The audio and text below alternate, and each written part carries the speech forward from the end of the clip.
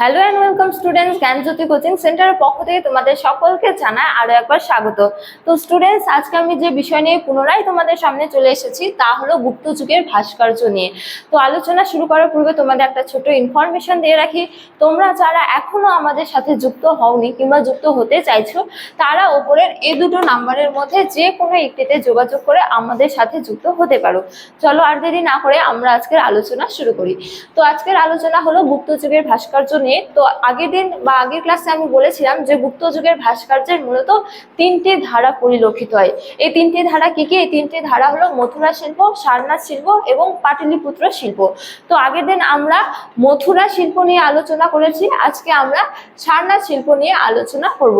তো বলা হয় যে সারনাথ শিল্পের শিল্পীরা তাদের দক্ষতা ও রুচিবোধের পরিচয় দিয়েছিলেন। তো প্রথমে আমরা আলোচনা করব নির্মাণ কৌশল, অর্থাৎ কি দিয়ে সারনাথ শিল্পের মূর্তিগুলি নির্মাণ করা হতো। তো বলা হয় যে সারনাথ শিল্পের অধিকাংশ মূর্তিগুলি কিন্তু বেলে পাথর দিয়ে তৈরি করা হতো। এরপর হলো হচ্ছে যে বৈশিষ্ট্য সমূহ, অর্থাৎ এই মূর্তিগুলিতে বা সারনাথ শিল্পের নির্মিত মূর্তিগুলিতে কি ধরনের বৈশিষ্ট্য পরিলক্ষিত হয়। তো এক্ষেত্রে বলা যায় যে প্রথমত সারনাথ শিল্পে নির্মিত মূর্তিগুলির মধ্যে বেশিরভাগই মূর্তি অর্থাৎ অধিকাংশই মূর্তি ছিল আত্মনিমগ্ন অর্থাৎ ধ্যানমগ্ন। এছাড়া দ্বিতীয়তম বৈশিষ্ট্যের ক্ষেত্রে বলা যায় যে সারনাথ শিল্পে নির্মিত মূর্তিগুলির মধ্যে পোশাকের ব্যবহার খুবই কম।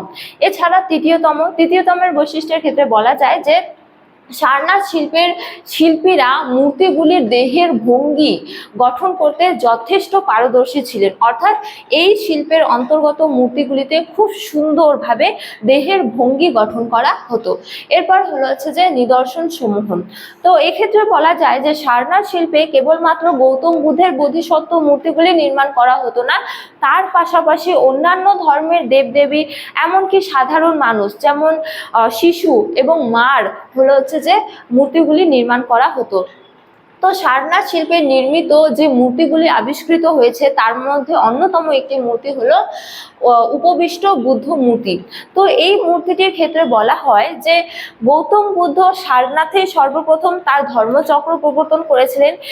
এই জন্য তার এই ধর্মচক্র প্রবর্তনকে স্মরণীয় করে রাখার জন্য এই মূর্তিটি নির্মাণ করা হয়েছিল এবং এই মূর্তিটিতে ধর্মের প্রতীক হিসেবে মূর্তিটির পাদ পিঠে একটি চক্র পরিলক্ষিত হয় এবং গৌতম বুদ্ধ যে তার 5 জন শিষ্যের সামনেই সর্বপ্রথম তার ধর্ম প্রচার করেছিলেন, এই 5 জন শিষ্য এই মূর্তিটিতে অবস্থান পেয়েছে।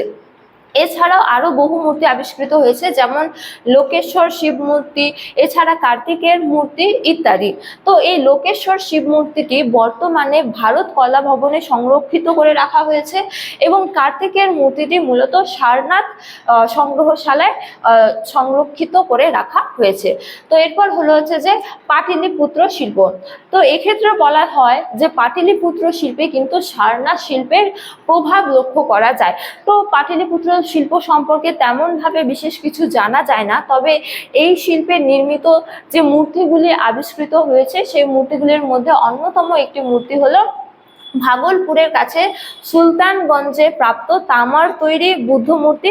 এছাড়া আরেকটি হলো ধাতুর তৈরি বুদ্ধ মূর্তি। তো এই তামার তৈরি বুদ্ধ মূর্তিটি বর্তমানে বার্মিংহাম মিউজিয়ামে সংরক্ষিত করে রাখা হয়েছে এবং ধাতুর তৈরি মূর্তিটি বর্তমানে নালন্দা মিউজিয়ামে সংরক্ষিত করে রাখা হয়েছে।